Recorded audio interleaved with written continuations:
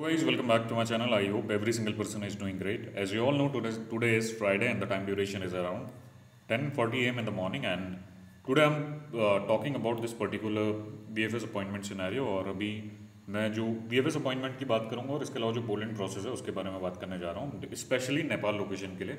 अगर नेपाल से देखा जाए तो अभी रिजेक्शन रेशियो बहुत ज़्यादा हाई है। Apart from that the thing is, जैसे अपॉइंटमेंट वगैरह वहाँ प्रॉब्लम इसलिए आ रही है, उसके बारे में भी बात करते हैं। आपको जो अपॉइंटमेंट का सिनेरियो है, इसके अलावा जो लोग पेड अपॉइंटमेंट परचेज करते हैं, एंड देन जो स्कैम्स हो रहे हैं अभी के टाइम पे नेपाल से सबसे ज़्यादा हो रहे हैं और इसके पीछे रीज़न क्या है। और अगर कोई नेपाल से भी अप्लाई करता है तो फिर आप वीडियो को देख लो, आपको एक रफ इन्फॉर्मेशन मिल जाएगी प्रोसेस कैसे आपका वर्क करता है। और अभी बहुत सारे कैंडिडेट ऐसे होते हैं वहाँ के, अगर मैं 2-3 महीने पुरानी बात बताऊँ तो एक अभी क्या हुआ था, सबमिशन करने के लिए 22 से 30 लोग गए थे। सब लोगों के फेक पूरे अपॉइंटमेंट प्रोवाइड कर दिए, उन लोगों को किसी और अदर कैटेगरी में अपॉइंटमेंट बुक करके यहाँ प्रोवाइड कर दिया और यहाँ आके उनको पता चला उनके साथ क्या सिनेरियो हुआ। उनको सबमिशन करने नहीं दिया गया, फिर वो लोग अपना वापस गए। और तो फिर ऐसा प्रॉब्लम आ रहा है अभी नेपाल वाली लोकेशन का। अगर देखा जाए तो फिर नेपाल में अभी स्कैम बहुत ज़्यादा हो रहे हैं। And then apart from that जो वीज़ा है, वीज़ा वहाँ के लोगों का रिजेक्शन रेशियो हाई इसलिए क्योंकि लोग पेड अपॉइंटमेंट बहुत परचेज कर रहे हैं। उसके बारे में बात करते हैं और स्टेप बाय स्टेप आपको मैं पूरी इन्फॉर्मेशन प्रोवाइड कर देता हूँ अभी आपका प्रोसेस क्या वर्क कर रहा है और क्या करंट सिनेरियो है नेपाल के लोगों के लिए।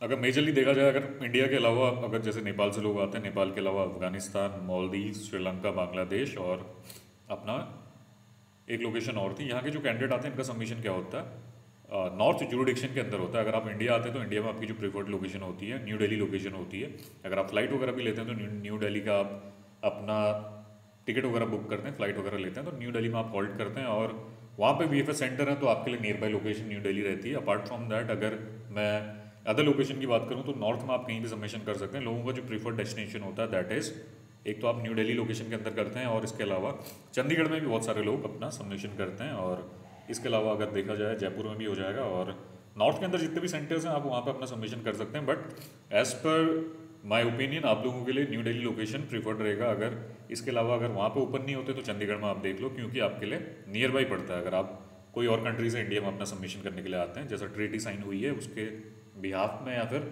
According to the treaty you can do the submission in north jurisdiction. और कंफ्यूज मत होना, साउथ में आप नहीं कर सकते।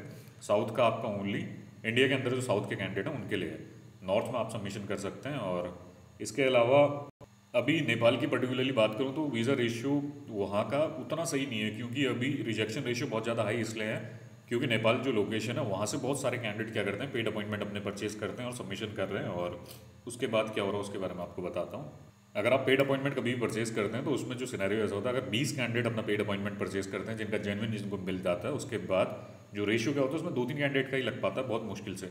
अगर आप किसी एजेंट को भी देखोगे जो पेड अपॉइंटमेंट आपको परचेज प्रोवाइड कर रहा है, अगर आप उसका पूरा डेटा निकालते हैं, उससे अपना प्रोसेस के बारे में आप पूछेंगे तो वो आपको, या फिर वो लोग अपने टेस्टिमोनियल शेयर करते हैं जिसमें वो लोग वीडियो बना के दिखाते हैं जिस कैंडिडेट का वीज़ा लग गया। और अगर नेपाल लोकेशन से कोई भी होगा और अगर कोई एजेंट आपको अपॉइंटमेंट प्रोवाइड कर रहा तो उससे पूछना कि वीज़ा रेशियो कितना है अभी पेड अपॉइंटमेंट के बाद। अगर देखा जाएगा तो 20 कैंडिडेट में कम से कम 2 कैंडिडेट का आपका वीज़ा लग रहा है अभी के टाइम पे, अगर पेड अपॉइंटमेंट आप परचेज करते हैं तो। क्योंकि जो पूरा प्रोसेस आपका वर्क करता है काइंड ऑफ ब्लैक मार्केट है। और अगर यहाँ पे आपके स्लॉट्स ओपन नहीं है तो फिर आप भी सोचो कि आपको अपॉइंटमेंट कैसे मिल रहा है और प्रोसेस कैसे वर्क करता है। वो काइंड ऑफ एक मनी मेकिंग प्रोसेस। अगर यहाँ पे आपका स्लॉट्स ओपन नहीं है तो, और एजेंट आपको प्रोवाइड करा तो काइंड ऑफ आपको भी पता है स्कैम ही है वो। अगर आप वहाँ पे सबमिशन करते हैं तो फिर उसमें रेशियो आपका बहुत कम रहता है। तो इन सब चीज़ों से बचो। और नेपाल से बहुत ज़्यादा लोग अपना पेड अपॉइंटमेंट परचेज करके बुकिंग करते हैं, तो तब भी ऐसा है कि जो 20 कैंडिडेट अगर नेपाल से भी पेड अपॉइंटमेंट लेके अपना सबमिशन कर रहे हैं तो उसमें अप्रॉक्सीमेटली अगर रेशियो बताऊँ आपको 2 से 3 कैंडिडेट का हार्डली लग रहा है अभी के टाइम पे। और पेड अपॉइंटमेंट की अगर आपको बात करूँ, अगर साइट में आपके स्लॉट्स ओपन नहीं हुए हैं और एजेंट ने बॉट के थ्रू बुक नहीं करे हैं, और या फिर आपको कोई एजेंट अगर यहाँ पे स्लॉट्स ओपन नहीं है और ब्लैक में आपको अपॉइंटमेंट वगैरह प्रोवाइड करता है, तो फिर उसमें रिजेक्शन आने के हाई चांसेस रहते हैं, क्योंकि चीज़ें आपकी सिस्टमेटिक उसमें वर्क नहीं करती। अगर आप पेड अपॉइंटमेंट का भी अगर सिनेरियो देखो तो बहुत कम कैंडिडेट होते हैं, लिमिटेड अमाउंट के कैंडिडेट हैं जिनके वीज़ा आते हैं, अदरवाइज प्रॉब्लम होता है इसमें। अगर नेपाल का पर्टिकुलरली देखा, और पेड अपॉइंटमेंट तो खैर हर कंट्री में चलता है अगर देखा जाए तो, बहुत सारे लोग अपना अपॉइंटमेंट बुक करते हैं। बट सिनेरियो ऐसा होता है अभी चार्जेस बहुत ज़्यादा आई हैं। अगर नेपाल से अगर देखा जाए तो उनको तो खैर और महंगा पड़ता होगा। INR में 1,30,000 है तो उनका जो रेट है वो और ज़्यादा चले जाता होगा, क्योंकि यहाँ का 10 रुपये अप्रॉक्सीमेटली 16 रुपीज़ में काउंट होता है, इतना कन्वर्जन रेट है। तो नेपाल से भी लोग पेड अपॉइंटमेंट परचेज मत करो, वर्थ नहीं है रिस्क लेने। अगर आप रिस्क लेना चाहते हैं that is entirely different thing. Otherwise अगर आपका एजेंट ऐसा कह रहा है कि सबमिशन करके वीज़ा आ जाएगा, so that is not a true information. और अभी के टाइम पे थोड़ा वेट कर लो, अभी आने वाले टाइम पे अपॉइंटमेंट रिलीज होते हैं, then you would be able to book the appointment, और उसके बाद आप सबमिशन करेंगे। और वीज़ा आपका जो रेशियो है उसका कम इसलिए है क्योंकि लोग वहाँ से सबमिशन ज़्यादा कर रहे हैं पेड अपॉइंटमेंट के थ्रू, तभी पेड अपॉइंटमेंट का मैंने आपको सिनेरियो बता दिया। और इसके अलावा जो अदर प्रॉब्लम क्या हो रहा है नेपाल वाले कैंडिडेट लोगों के साथ, अगर इंडिया के अंदर देखा जाए पेड अपॉइंटमेंट में आपका स्कैम होना that is a normal thing. But if I talk about this particular Nepal country, अभी चंडीगढ़ में एक लॉट आ रखा था, उन लोगों ने अपना पूरा सबमिशन करा। उसमें क्या हुआ, जो एजेंट ने 22 से 25 कैंडिडेट को अप्रॉक्सीमेटली किसी और कैटेगरी के अंदर अपॉइंटमेंट बुक करके दे दिया, नेशनल अदर में करके दे दिया, उसको एडिट करके उनको वो अपॉइंटमेंट प्रोवाइड करा। और कैंडिडेट अपना उनका क्या था कि वो लोग अपना डॉक्यूमेंटेशन वगैरह वैसे ही प्रिपेयर करके लाए यहाँ पे, और उसके बाद सिनेरियो ऐसा हुआ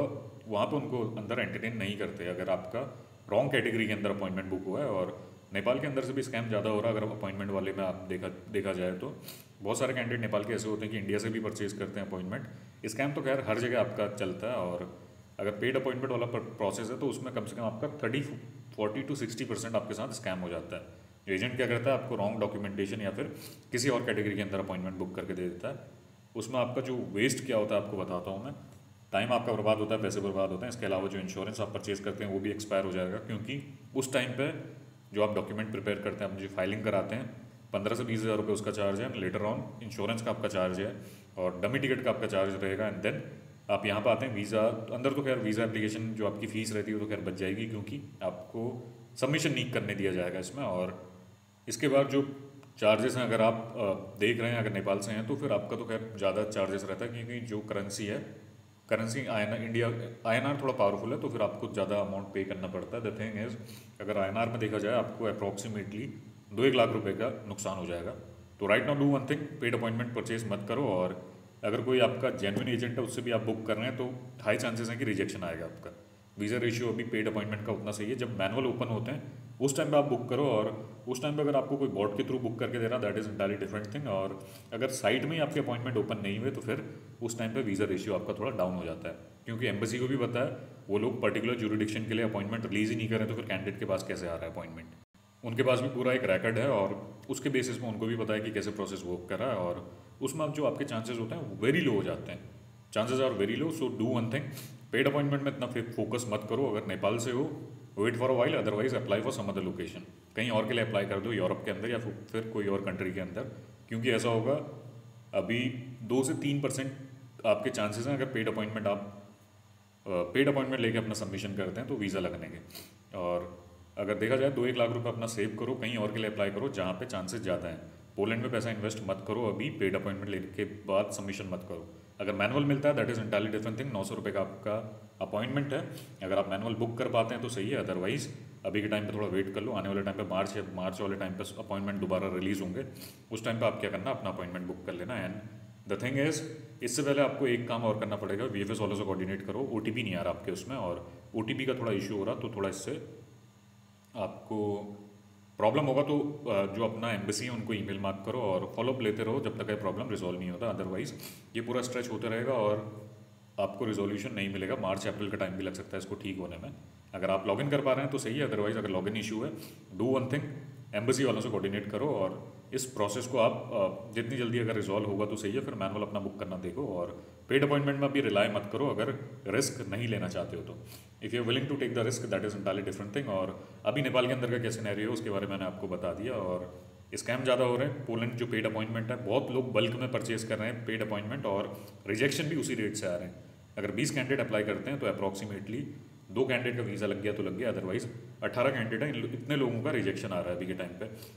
रीअपील करते हैं उसमें 5% चांसेस होता है, 3 से 5%, अदरवाइज पैसा फिर बर्बाद होता है आपका।